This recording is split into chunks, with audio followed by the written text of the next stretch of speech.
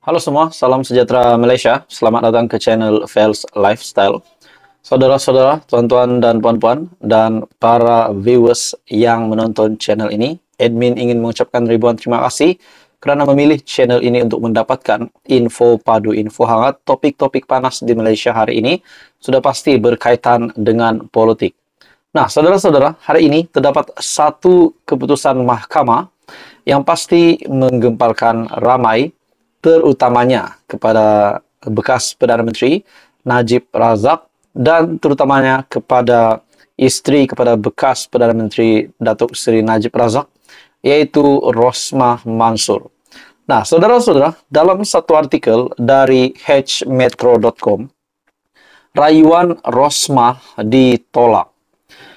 Mahkamah Rayuan menolak rayuan Datin Seri Rosmah Mansor bagi kebenaran semakan kehakiman untuk mencabar pelantikan mendiang Datuk Seri Gopal Sri Ram sebagai timbalan pendakwa raya kanan dalam kes rasuah projek solar hybrid bernilai RM1.25 bilion yang dihadapinya.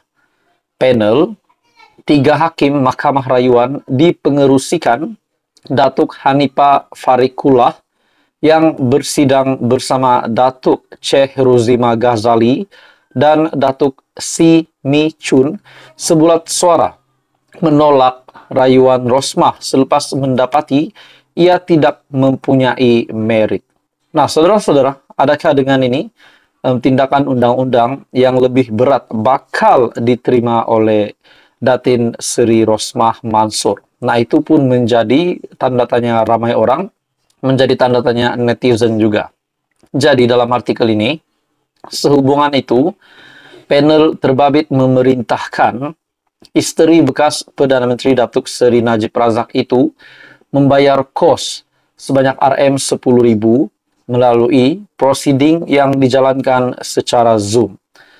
Rosmah merayu keputusan Mahkamah Tinggi pada 30 Ogos 2022 yang menolak permohonannya untuk mendapatkan kebenaran memulakan semakan kehakiman selepas membenarkan bantahan awal pendakwaan yang bertindak sebagai responden dalam rayuan ini.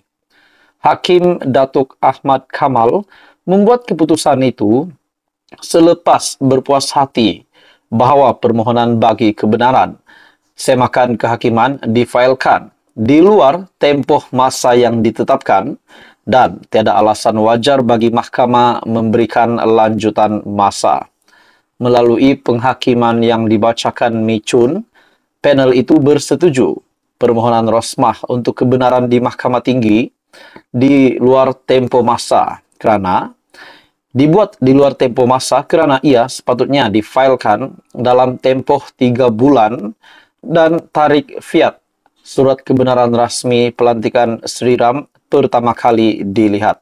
Nah, bagi saya ini satu keputusan mahkamah rayuan yang menolak rayuan Datin Seri Rosmah Mansor bagi kebenaran semakan kehakiman untuk mencabar pelantikan mendiang Datuk Seri Gopal Sri Ram sebagai timbalan pendakwa raya kanan dalam kes rasuah projek solar hybrid yang bernilai RM1.25 bilion. Bagi saya ini pasti satu keputusan mahkamah yang menggemparkan ramai pemimpin politik di Malaysia. Tidak kiralah penyokong Datuk Seri Najib Razak ataupun musuh Datuk Seri Najib Razak.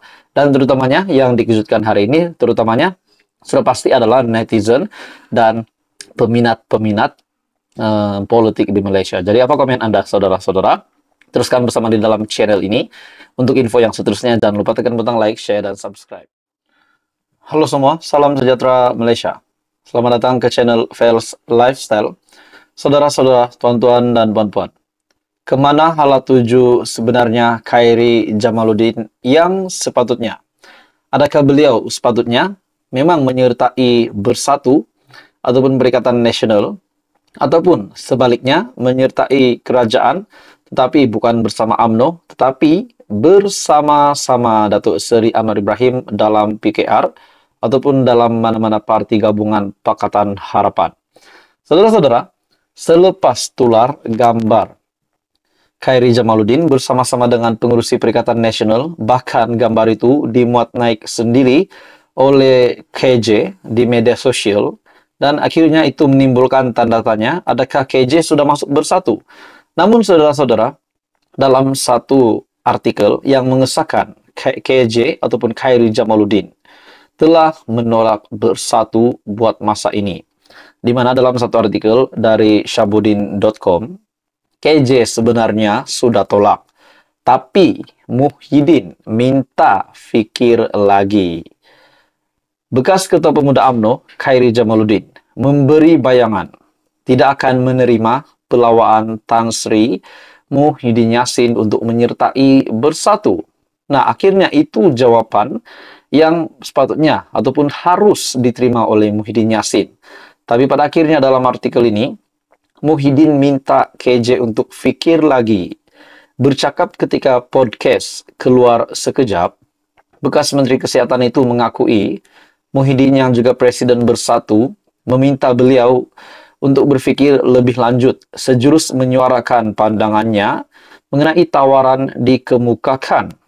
Beliau bagaimanapun tidak menyatakan secara jelas mengenai jawaban diberikan kepada Muhyiddin, meskipun ia kelihatan menjurus ke arah menolak pelawaan ahli parlimen Pagoh itu. Adakah dengan penolakan ataupun tawaran bersatu, tawaran Muhyiddin untuk menyertainya yang telah ditolak KJ, adakah itu menjadi petanda juga bahwa Khairi Jamaluddin akan menyertai mana-mana parti dalam kerajaan bersama-sama dengan Datuk Seri Anwar Ibrahim? Nah, itu menjadi tanda tanya lagi. Dalam artikel ini, saya fikir lagi, pelawaan dibuat Muhyiddin, saya pun sudah bersetuju untuk berfikir lagi, dan saya pun minta beliau beri sedikit masa. Bagi saya, ada jawaban muktamad mengenai pelawaan itu. Sudah ada, tetapi Muhyiddin minta supaya fikir lagi. Dewan Undangan Negeri DUN pun belum dibubarkan, jadi ada sedikit masa lagi untuk apa-apa berlaku. Bagi saya, ada kata putus, tetapi apabila pemimpin yang saya sanjungi minta saya fikirkan lagi, kita fikirkan lagi lah. Katanya yang juga bekas Menteri Belia dan Sukan.